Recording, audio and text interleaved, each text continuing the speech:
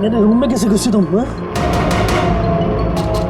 Housekeeping अभी manager को phone करके काम से निकलवाता हूँ। सॉरी रतन सर, एक्चुअली आपके रूम का फायर अलार्म गलती से बज गया था। मैं चेक करने आया था कि कोई खतरा तो नहीं है। मैंने दरवाज़ा नॉक किया था पर शायद आप सो रहे तो इसलिए खोला नहीं, इसलिए मुझे मास्टर की यूज़ करके अंदर आना पड़ा। Are you fine? फाइन, गो।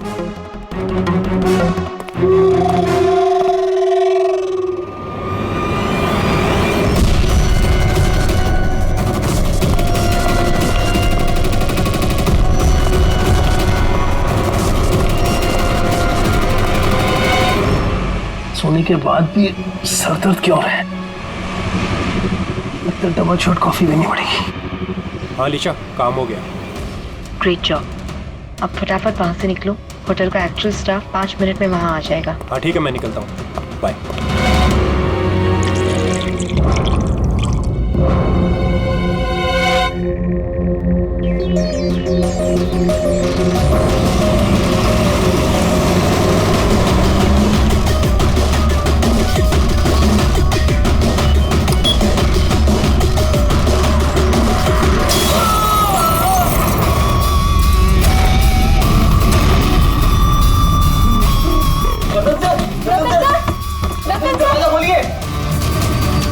एक काम कर, मास्टर की से दरवाजा खोलते हैं।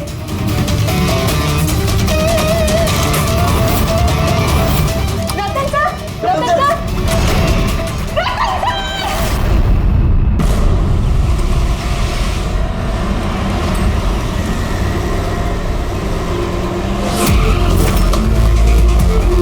जिनका खून हुआ है उनका नाम क्या है? सर रतन जी, वो हमारे रेगुलर कस्टमर थे और वो बहुत ही बड़े फिजिसिस्ट भी थे सर। फिजिसिस्ट? जी सर। मतलब फिजिक्स में एक्सपर्ट है ये? जी सर। कितने बजे हुआ ये सब? सर यही तकरीबन सुबह 6:30 बजे। हटिए, चलिए हटिए, प्लीज हटिए।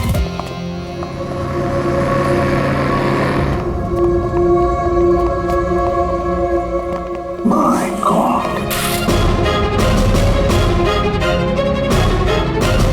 माय गॉड, इसके छाती में तो इतने सारे डार्ट्स घुसे हैं। अगर इसकी मौत ये माइक्रोवेव ओवन ब्लास्ट होने की वजह से हुई है तो ये 1 2 3 4 6 डार्ट इसके शरीर में क्या कर रहे हैं? माइक्रोवेव ब्लास्ट नहीं हुआ है सर, यहाँ तो गन रखी हुई है।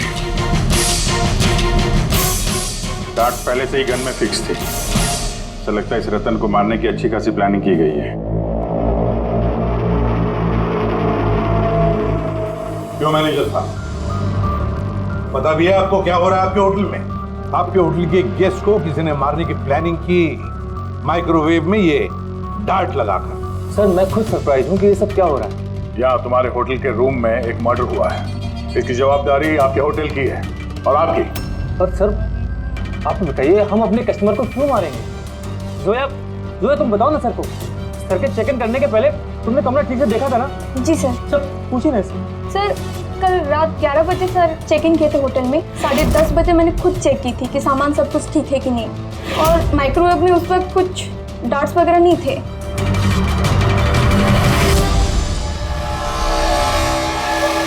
सर, आधा खाया हुआ पिज़्ज़ा है सर। क्या ये आपके यहाँ ये बाहर का खाना अलाउड है? सर अलाउड तो नहीं है, लेकिन रतन सर रेगुलर थे तो किसी स्टाफ ने अलाउ कर दिया होगा सर। यह स्टाफ में कौन था जब ये पिज़्ज़ा कमरे के अंदर लाया गया? हाँ? क्या हुआ? हमारे सवाल शुरू हुए तो तुम्हारी जुबानें बंद हो गई। सीसीटीवी फुटेज देखना है हमें। रात 10:30 बजे से सुबह 6 बजे तक जो कुछ भी हुआ उन्हीं 7.5 घंटों के बीच में हुआ है।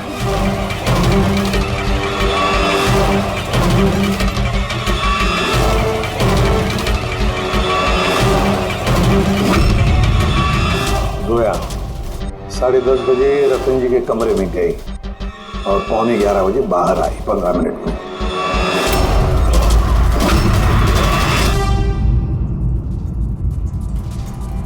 ग्यारह बज के 11 मिनट पे ये रतन कमरे में गया। फॉरवर्ड करना जरा।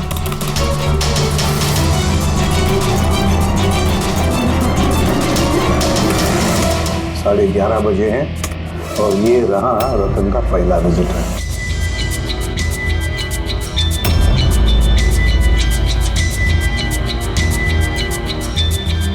अरे 5 मिनट में बाहर भी आ गया। काफी गुस्से में भी लग रही है कौन है? सर ये अमित है, रतन सर के भाई। पहली बार आए थे होटल में। रतन जी तो मिलना भी नहीं चाहते थे इन्हें, पर इन्होंने जबरदस्ती करके रूम में घुस गए।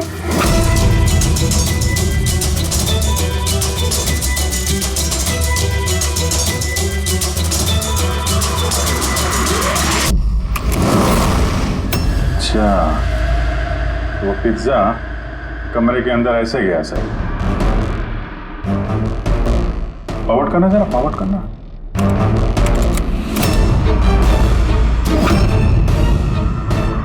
ये निकली स्टॉप 2 बजे। 12:30 बजे ये अंदर जाती है पिज्जा लेके और 2 बजे बाहर आती है। कौन है ये औरत? हाँ? सर इनका नाम शमिता है। ये रतन जी की बहुत खास दोस्त है। लगभग हर वीकेंड में आते हैं उन्हें मिलने के लिए।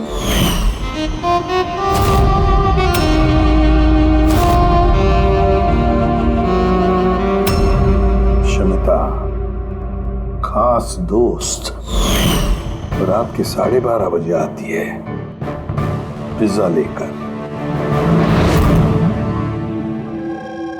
रतन को आखिरी कॉल किसी शमिता नाम की लड़की ने किया था और उससे पहले किसी अमित ने। सर। हाँ पंकज, एक सेकंड, ये पासपोर्ट देखिए सर। इस पे ये कैम्बी का वीजा लगा है। तो सर ये बॉम्बे से कैम्बी जाने का टिकट। फोटो तो उसी की है, तो नाम रतन नहीं है, दिग्विजय कुमार।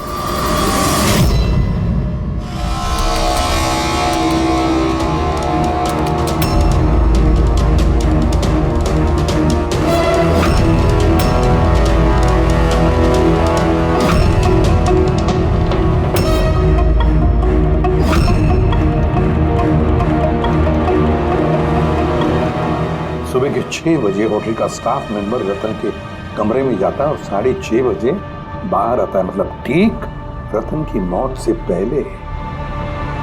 कौन है ये स्टाफ मेंबर? पता नहीं सर। क्या आप अपने स्टाफ वाले को नहीं पहचानते हैं? सर ये स्टाफ का आदमी नहीं है, मैं पता करवाता हूँ सर। मुझको ये जाकर देखो ये आदमी कौन है, कोई नया स्टाफ आया है क्या? सर एक बात समझ में नहीं आ रही। ये रतन एक फिजिसिस्ट था, देश के स्पेशलाइज्ड स्पेस प्रोग्राम पे काम कर रहा था। नकली पासपोर्ट बनाने की क्या जरूरत? वही तो, कोई किसी फिजिसिस्ट को मारने के लिए इतनी लंबी प्लानिंग क्यों करेगा? पूर्वी, ये लैपटॉप चेक करो सर रतन का। सर हाँ, मैंने सारा रिकॉर्ड चेक कर लिया। ये बंदा होटल के किसी भी डिपार्टमेंट में काम नहीं करता, इवन वो स्टाफ का भी नहीं था सर। सर मुझे लगता है वो बाहर का ही था। ये लो, कोई बाहर का अनजान आदमी आपके यहाँ आता है, होटल का स्टाफ बन के घूम रहा है, ये आपकी सिक्योरिटी है? हाँ?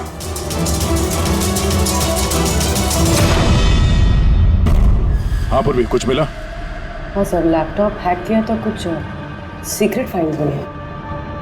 ये कुछ खुफिया इंफॉर्मेशन है, देश की सुरक्षा से कनेक्टेड। माय गॉड, ये क्या हुआ? सर ये खुफिया इंफॉर्मेशन रतन किसी को बेचना चाह रहा था। ये देखिए, इस डील से रिलेटेड मेल्स भेजे उसने किसी को। ये देखिए, ये सारे एग्जैक्टली ये खुफिया इंफॉर्मेशन क्या है जो रतन बेचने वाला था?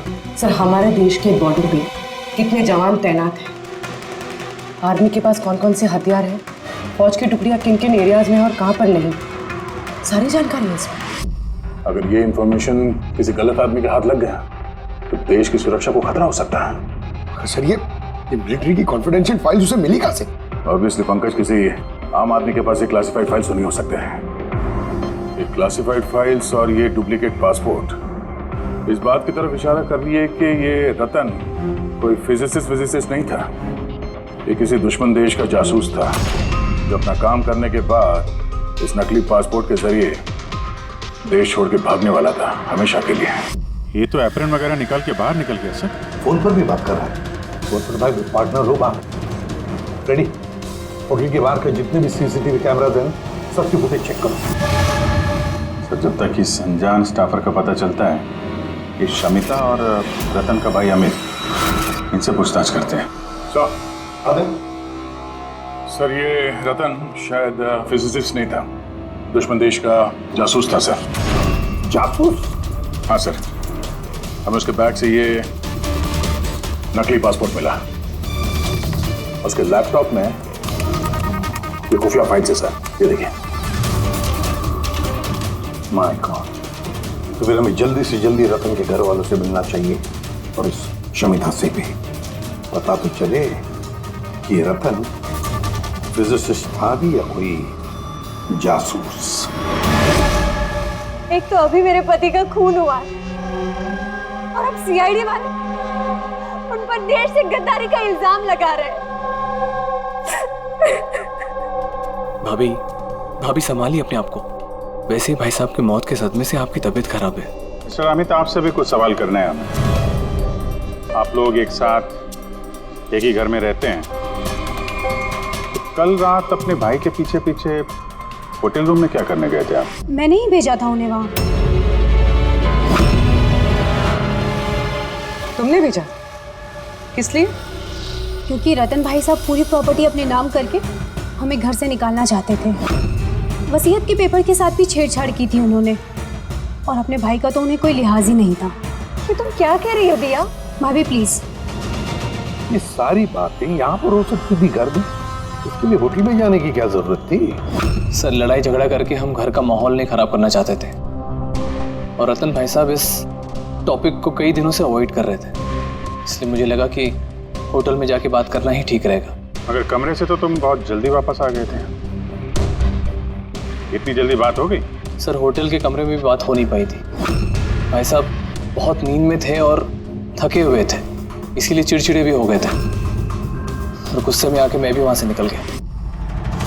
इतना बड़ा घर है फिर भी होटल में जाके ठहरते थे हैं? सर रतन काफी इंट्रोवर्ट थे, उन्हें अकेलापन चाहिए होता था ताकि वो अपने काम में ज्यादा ठीक से ध्यान लगा सके। घर में भी होते तो अक्सर वो अपने कमरे में ही होते थे।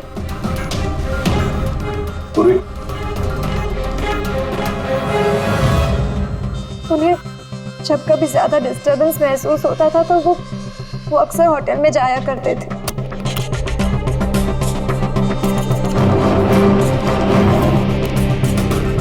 ये शमिता कौन है? शमिता? प्लीज कुछ कीजिए ऑफिसर, मैंने सुबह मिसिंग कंप्लेंट दर्ज कराई थी, शाम होने वाली है, मेरी बीवी का कहीं कुछ पता नहीं चल रहा है। जीजू प्लीज रिलैक्स, शमिता दीदी मिल जाएगी। क्या शमिता जी लापता है? जी। आप लोग? हम लोग सीआईडी से। अच्छा वो आप लोग आ गए, ये लोग तो कुछ कर नहीं पा रहे। अब आप लोग पता लगाइए मेरी बीवी कहाँ है। हम लोग तो पता लगा ही लेंगे, एक खून करके जो भागी है वो। क्या?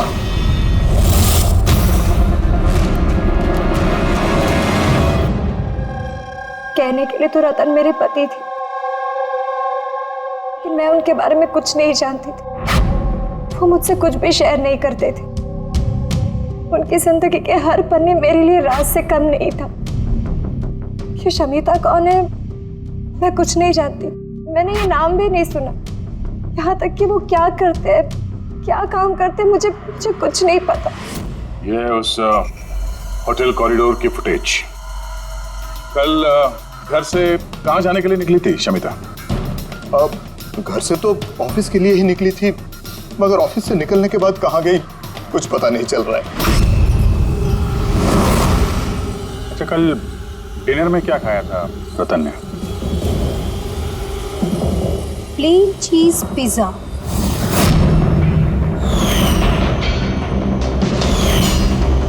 है ना भाभी? हाँ। प्लेन चीज पिज्जा, कमाल है अभिजीत, होटल में भी पिज्जा और घर में भी पिज्जा। भाई साहब ने होटल में भी पिज्जा खाया था? वही पिज्जा जो शमिता लेकर आई थी। किडनैपर्स का फोन आया था? शमिता को किडनैप करना इतना आसान नहीं है। आईबी विंग में काम करती है वो, हर तरह से ट्रेंड है हर खतरे से निपटने के लिए। आईवी, आप अपने दीदी का कमरा दिखाइए जरा।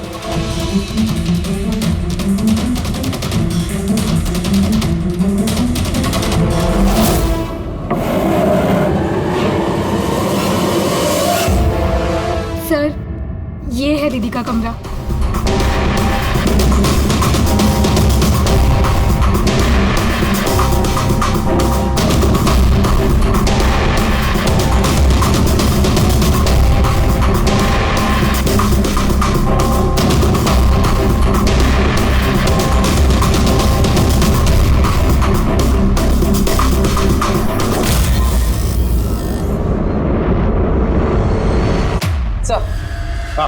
सर यहाँ आइए प्लीज।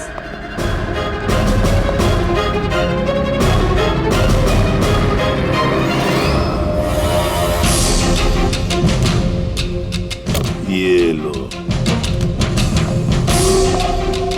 कमरे के अंदर कमरा। सर इधर आइए। ये देखिए, ये कंप्यूटर हैक हुआ है सर। एक काम करो, पूरे घर की तलाशी लो। गाड़ियां बिग, ओहो, प्रोस्थेटिक्स। अभिजीत देखा है सर? हाँ सर, और ये लॉकर में क्लासिफाइड फाइल्स। लगता है काफी समय से जासूसी चल रही है इसकी। सिर्फ इतना ही नहीं सर, कोई तो है जो रतन पे नजर रखे हुए था। उसकी कंप्यूटर की एक एक एक्टिविटी को मॉनिटर कर रहा था। ये कंप्यूटर हैक है। कौन हैकर है पता लगा?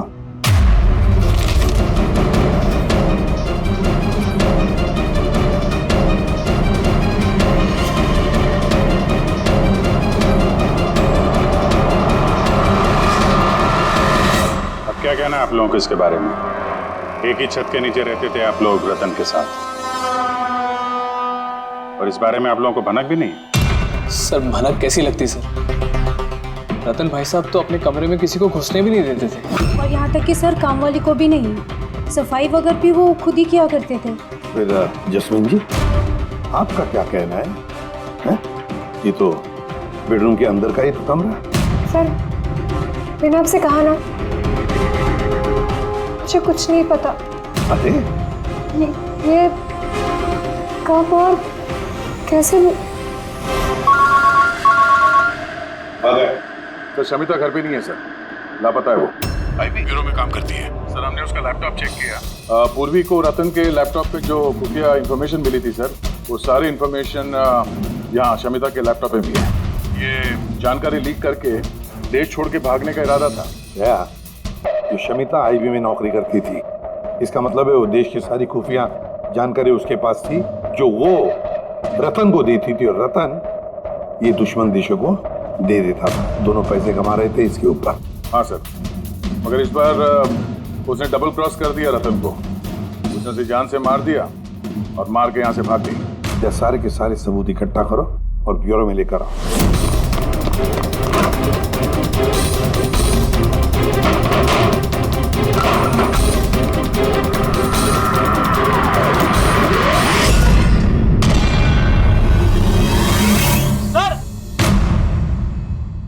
सर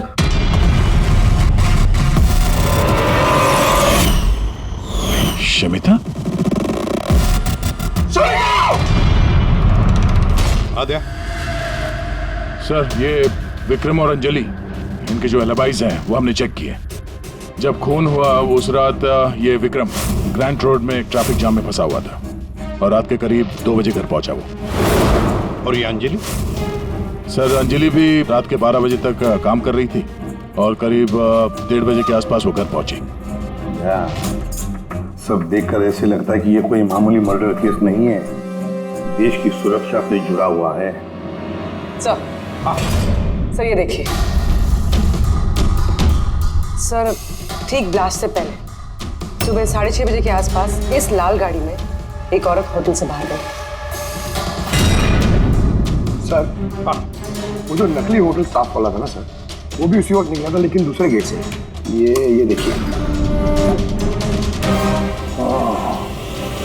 पूर्वी, गाड़ी कितने बजे आई थी होटल में? सुबह 6 बजे। निकल गई 6:30 बजे, आधे घंटे बाद। लड़की के चेहरे पे जूम करो जरा, देखें तो सही। हमारे डेटाबेस में कुछ नाम और चेहरे हैं जिनसे देश की सिक्योरिटी को खतरा है। ये गद्दारों और जासूसों वाली लिस्ट। इनके चेहरे स्कैन करो और उन सब से मैच करके देखो। अब पंकज, आगे उसे पता करो कि ये गाड़ी किसके नाम पर रजिस्टर्ड है। सर, बड़ा ही कंफ्यूजिंग केस है सर, कुछ समझ में नहीं आ रहा है आखिर ये माजरा है क्या। बेटी, एक बात तो पक्की है कि ये केस देश की सुरक्षा से जुड़ा हुआ है। इसलिए जिसने भी इस शमिता और रतन को मारा है ना, वो कोई मामूली क्रिमिनल नहीं, मामूली खूनी नहीं है। ये चक्कर कुछ और ही है। ओहो, अरे क्या हुआ, कुछ मिला? हाँ सर, मिला। ये आदमी और औरत उस लिस्ट में नहीं है देश के गद्दारों वाले, बल्कि उन लोगों की लिस्ट में है जो देश से गद्दारी करने वालों को पकड़ के खत्म करते हैं सर। ये दोनों आईबी ऑफिसर्स हैं, अलीशा और ईशान। ऐसे भी प्रद्युम्न, मैं आपकी बहुत इज्जत करता हूँ, इसलिए मैं कुछ नहीं कह रहा। अगर यही इल्जाम किसी और ने लगाया होता तो वो ऑफिसर अब तक बहुत पछता रहा होता। शेखर जी, आप आईबी के हेड हैं, इसलिए वरना आपका ये धमकी भरा रवैया मैं भी बर्दाश्त नहीं करता। एसीपी साहब, मैं धमकी नहीं दे रहा हूं, आपके इल्जाम का जवाब दे रहा हूं। आपने बड़ी आसानी से हम पर रतन और शमिता के खून का इल्जाम लगाया है। क्या आपको लगता है कि वो देश के गद्दार थे और इसलिए हमने उनको मार डाला? मैं इल्जाम नहीं लगा रहा, मैं साफ साफ पूछ रहा हूं कि क्या जो कुछ भी हुआ वैसा ही हुआ? देखिए सर, हम लोगों को पता है कि आप लोग जानते थे कि ये दोनों देश के सुरक्षा से संबंधित कुछ खास जानकारी दुश्मनों को बेचने वाले थे। और हमें यह भी पता है शेखर जी कि जिस वक्त रतन का खून होने वाला था, उस वक्त ईशान और आलिशा वहां उस होटल में मौजूद थे। रतन का खून होने से कुछ मिनटों पहले ही ईशान रतन के कमरे में गया था। शमिता रतन के कमरे में पिज्जा लेकर गई थी, एक ऐसा पिज्जा शायद जिसमें बेहोशी की दवाई थी। तो आप लोगों ने शायद उससे कुछ ऐसा कहा होगा कि हमारे लिए काम कर दो और रतन को मार दो, तो आप लोग उसे छोड़ दोगे। क्यों? मगर वो अलग बात है कि उससे पहले शमिता मारी गई खुद अपने ही घर में। ये सच है कि हमें शमिता और रतन के गैर कानूनी कामों के बारे में पता चल गया था और इसीलिए सिर्फ और सिर्फ हम लोग उन पर नजर रख रहे थे। कुछ ऐसी कहानी सुनाइए शेखर जी जिस पर यकीन किया जाए। सर प्लीज, आप शेखर सर से इस तरह बात नहीं कर सकते। और तुम भी एसीपी साहब से इस तरह से बात नहीं कर सकते। Relax boys. अलीशा, तुम ही बताओ, तुम दोनों उस दिन होटल पे क्यों गए थे? सर,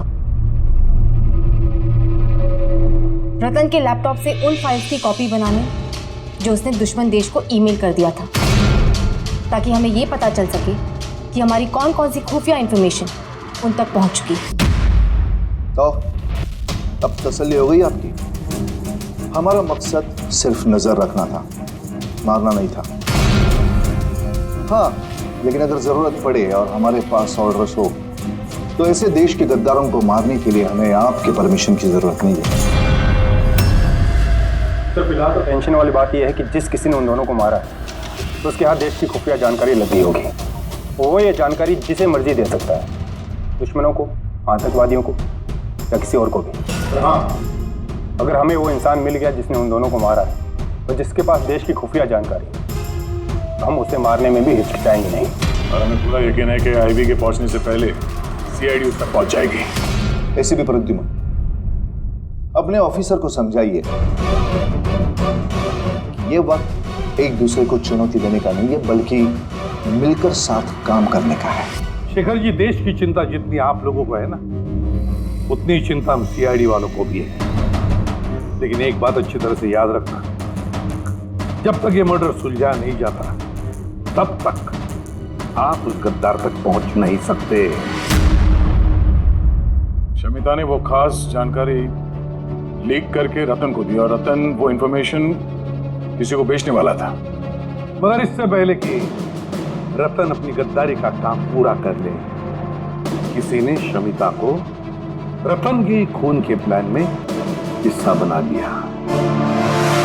और अब अगर वो ईशान नहीं है तो जो कोई भी है सर, उसे जल्द से जल्द ढूंढना होगा क्योंकि उसी ने शमिता को भी मारा है।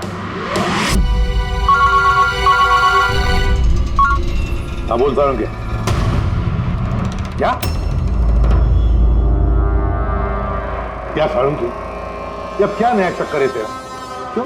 जब हम लोगों ने अपनी आंखों से उस सीसीटीवी फुटेज में देखा है कि रात के 12:30 बजे समिता वहां होटल के कॉरिडोर में थी, तो तू कह रहा है कि वो समिता नहीं थी? कौन हो सकता है? रतन की मौत कैसे हुई? रतन की मौत हुई जहर की वजह से। वो डार्ट जो हमें रतन की बॉडी में से मिला है, उस पर इतना जबरदस्त जहर लगा हुआ था कि सेकंड्स में ही रतन की मौत हो गई। और सर पॉइंट नंबर 2, इस माइक्रोवेव में डार्ट फिक्स करने के लिए खूनी को पूरा टाइम मिला होगा, क्योंकि ये नशीला पिज्जा खाने की वजह से वो बेहोशी की हालत में पड़ा होगा। बस जो नशीली दवाई हमें पिज्जा में मिली, उसी नशीली दवाई के ट्रेसेस हमें रतन के पेट में से।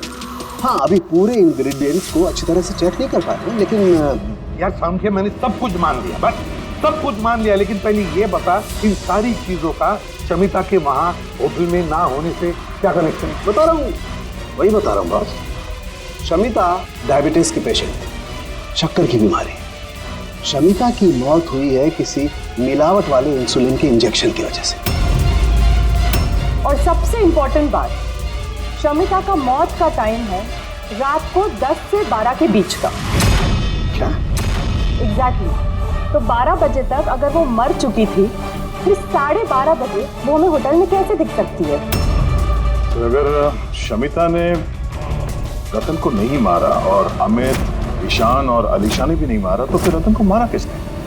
और फिर वो फुटेज में जो औरत हमने देखी थी, अगर वो शमिता नहीं थी तो फिर कौन थी? शमिता। एसीपी साहब, आप शायद नहीं जानते कि मैं कितनी बड़ी टेंशन में हूँ।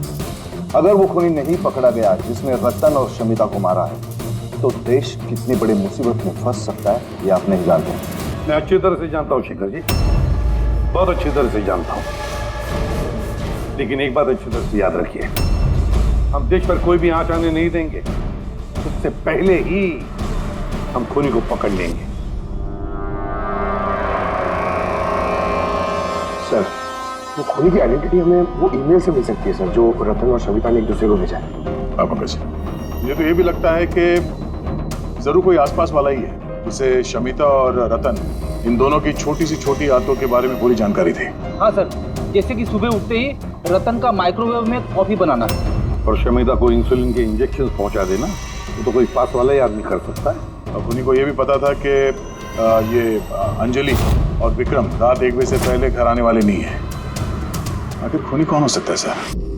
सर, एक बात समझ में नहीं आ रही सर। ये रतन और शमिता एक दूसरे को 2 सालों से जानते हैं, मगर गद्दारी करने का इन्होंने ये 3 हफ्ते पहले ही सोचा, ऐसे अचानक? हाँ सर, बात थोड़ी अजीब तो है। इन 3 हफ्तों के पहले इनका कोई रिकॉर्ड तो नहीं रहा खुफिया खबर के एक्सचेंज को लेकर। इस सबका इस तीसरे गद्दार से क्या लेना देना? We are running out of time. हाँ सर, हमने सारे सुरागों के ताले खोल दिए हैं, लेकिन हमें वो दरवाजा नहीं मिल रहा जो हमें तीसरे जासूस तक ले जा सके। तीसरा दरवाजा है, ये तीसरा दरवाजा हमें उस जासूस तक ले जाएगा। कौन सा? उस दरवाजे का नाम है पिज्जा। पिज्जा, वो औरत जो बड़े बड़े काले चश्मे और घुंघराले बाल का विग पहनकर घूमती है ना, शमिता बनकर, उसने उस दिन पिज्जा लाया बाहर से होटल के अंदर। और उसने ऐसा इसलिए किया क्योंकि उसे वो नशीली दवाई मिलानी थी पिज्जा में। अगर होटल में ऑर्डर करती तो उसे मौका नहीं मिलता और ना ही वक्त मिलता वो नशीली दवाई पिज्जा में मिलाने के लिए। और होटल वालों ने कुछ नहीं बोला क्योंकि वो लोग उसे जानते थे। दया, होटल दे रॉयल के आसपास इस पिज्जा लो ब्रांड के पिज्जा की कितनी दुकानें हैं पता लगाते हैं, सब कुछ साफ हो जाएगा।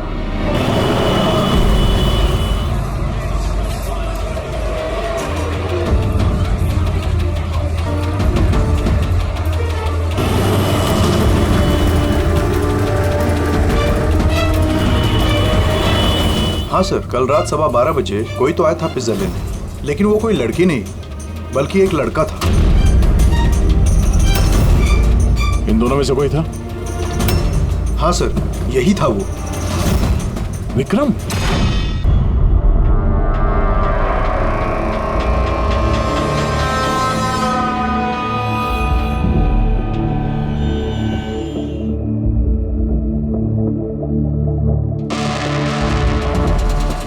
चक्कर क्या है? अरिका, एक मिनट आओ।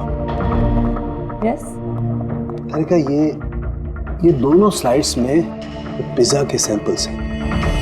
इसमें वो है जो हमने उसके पेट में से निकाला है। दूसरा ये पिज्जा का वो टुकड़ा है जो एक्चुअल है, जो टेबल पे रखा हुआ था। जरा देखो दोनों।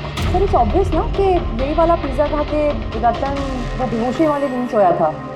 उसमें देखना क्या है? Do you think I am a fool? दोनों क्या? कोई वजह होगी तभी तुम्हें दिखा रहा हूँ ना। प्लीज देखो ना। Of course, sir. Just see it. हाँ हाँ सर, हाँ।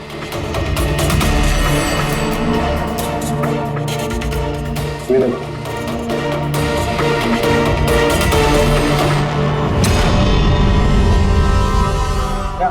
इसका मतलब रतन ये पिज्जा खा के दोष नहीं हुआ है? Exactly, वही दिखाना चाहता था मैं तुम्हें। क्या खाया होगा उसने?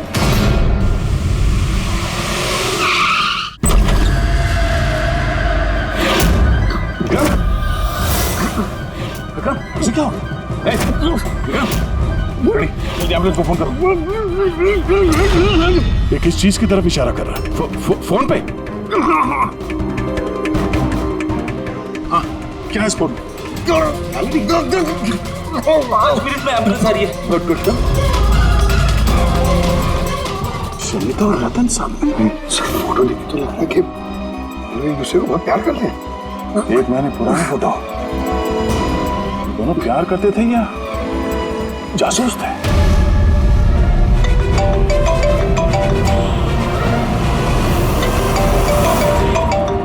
हाँ डॉक्टर साहब। अरे यार, इस केस में तो नया ही पेज फंस गया। अब क्या हुआ? याद है वो पिज्जा जो रतन ने खाया था होटल में, जिसकी वजह से वो गहरी नींद सो गया। हाँ, वही पिज्जा जो वो नकली शमिता होटल के रूम में लेकर गई थी। यार, यही कच्चा खा गए। दरअसल रतन उस पिज्जा को खाने की वजह से बेहोश हुआ ही नहीं। रतन बेहोश हुआ है किसी और चीज को खाने की वजह से, जो शायद उसने होटल में आने से पहले ही खा ली। होटल में आने से पहले? अभिजीत ने बताया था कि होटल आने से पहले रतन ने पिज्जा ही खाया था। अच्छा, कल डिनर में क्या खाया था रतन ने? प्लेन चीज पिज्जा, है ना भाभी? हाँ।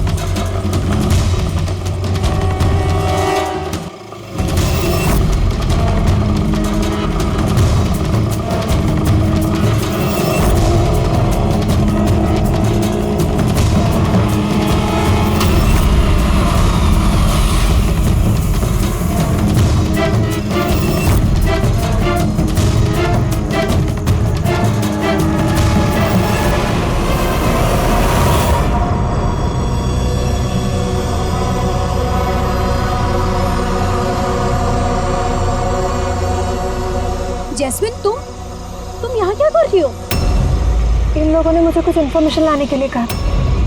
मुझे कुछ पता ही नहीं उस इन्फॉर्मेशन के बारे में। इन्होंने कहा कि अगर मैं नहीं आई तो ये लोग मुझे जान से मार देगी, इसलिए मैं यहाँ आई हूँ। हो कौन तुम लोग? हम तीनों को यहाँ धोखे से बुलाने का मतलब? देश के साथ धोखा ना हो, इसलिए हमें कभी कभी मुजरिमों के साथ धोखा करना पड़ता है। आई बी विंग। आप लोग वही है ना जिन्होंने रतन भैया को मारा था? रतन को किसने मारा और किसने नहीं, इसकी सच्चाई जल्द सामने आ जाएगी। लेकिन दिया, अमित, एक और सच्चाई आना बाकी है। वो क्या? वो ये कि तुम दोनों को ये पता होना चाहिए कि तुम एक देश के गद्दार के साथ रह रहे हो, है ना जैस्मिन?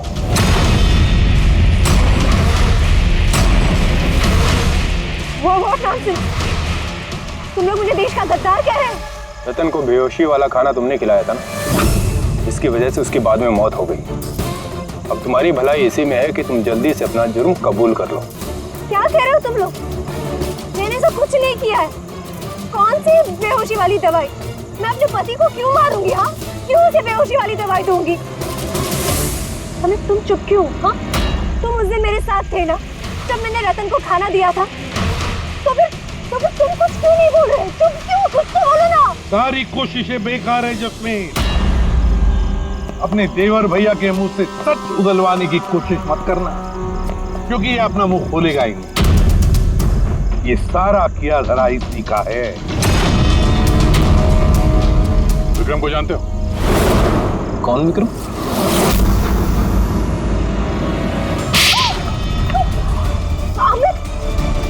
आप लोग इस तरफ आइए। वही विक्रम जिसे शमिता और रतन के एक्स्ट्रा मैरिटल अफेयर्स के बारे में तुमने जानकारी दी थी और कुछ फोटो भी भेजे थे हेलो मैसेंजर पे।